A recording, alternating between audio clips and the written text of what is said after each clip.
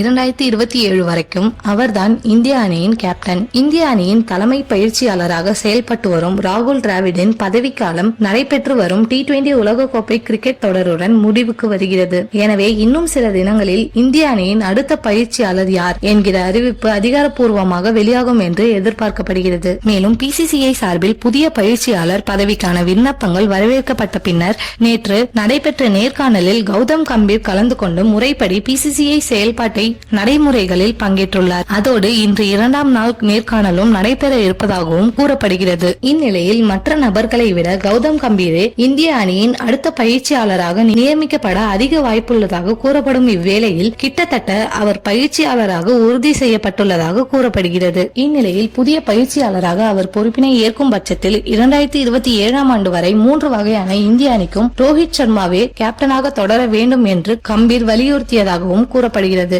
ஏனெனில் ஏற்கனவே PCCI-உடன் பேச்சுவார்த்தை நடத்தியிருந்த கம்பீர் சில நிபந்தனைகளுடனே அவர் பதவிக்கு விண்ணப்பிப்பேன் என்று கேட்டுக் கொண்டிருந்தார். அந்த வகையில் கௌதம் கம்பீரின் நிபந்தனைகளில் இதுவும் ஒன்றாக இருந்ததால் அடுத்த 3 ஆண்டுகளுக்கு ரோஹித் சர்மாவே இந்திய அணியின் கேப்டனாக இருப்பார் என்பது குறிப்பிடத்தக்கது.